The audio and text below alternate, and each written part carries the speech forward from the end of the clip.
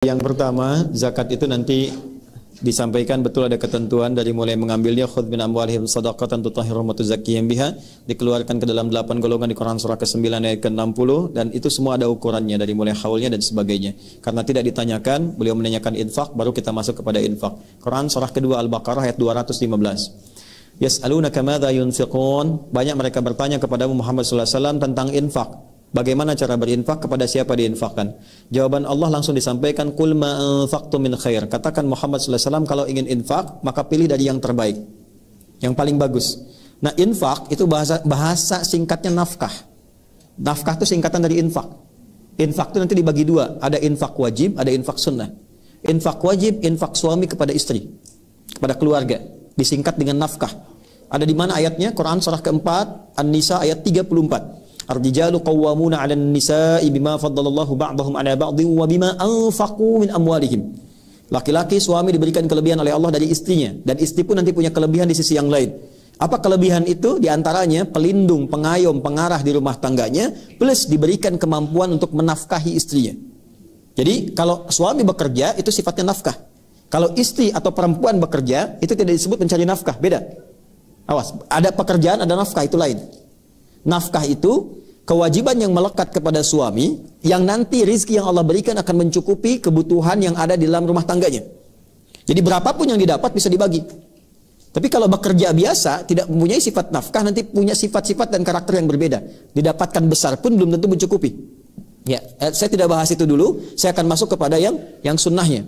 Kalau kemudian yang itu sudah selesai, jadi frame-nya begini, tabelnya. Kalau sudah yang wajib selesai, baru keluar. Jangan keluar dulu. Ya, dihitung dulu di rumah. Kebutuhan rumah berapa? Misalnya 20 juta dalam sebulan. Allah kasih rezeki 30 juta. Maka yang dipahaminya yang 10 jutanya itu adalah modal ibadah kita yang Allah titipkan lewat kita supaya mendapat kemuliaan. Ya, bukan dijadikan untuk ini kaya, untuk bukan itu tujuannya. Jadi kebutuhan kita setelah dapat sebulan sekian, lebihnya yang kita sebut lebih itu sebetulnya peluang ibadah yang Allah titipkan lewat kita. Mumpung sedang dititipkan, pakai. Sampai nanti Allah pindahkan ke tempat yang lain kalau itu tidak digunakan dengan baik.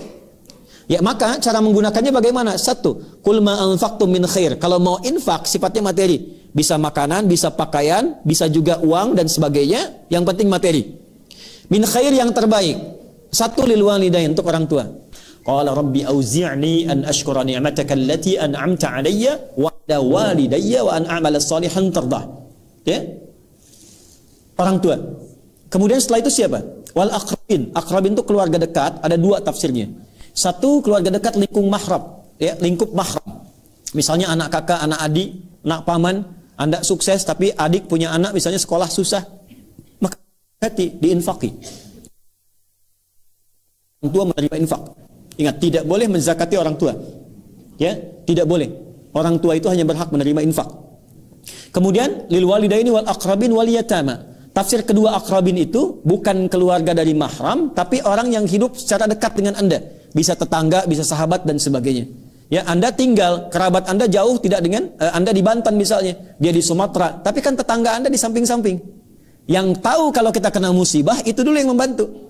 Maka skemanya berikan infak kepada mereka sehingga ada keyakinan dalam hati mereka dan kelembutan dan hadir bersama kita saat ada kesulitan di kemudian hari. Kemudian wal yatama, anak yatim. Ya, yatim ini ada dua sifatnya, yatim kaya, yatim fakir atau miskin. Kalau yatim fakir dan miskin boleh berikan zakat. Dalilnya Quran surah ke-9 ayat ke-60. Innamas shadaqatu lil fuqara wal masakin. Zakat disalurkan untuk orang fakir, orang miskin. Siapa dia? Termasuk yatim.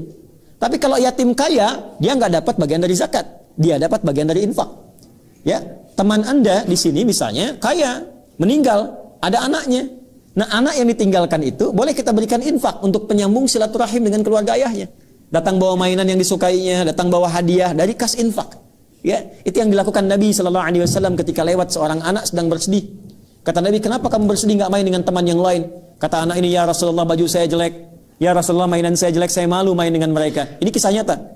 Kata Nabi, "Aradita an akuna abad laka wal Hasan wal Husaina ikhwatan laka." Apakah engkau ridha kalau aku akan menjadi ayah angkatmu sekarang dan engkau menjadi saudara Hasan dan Husain?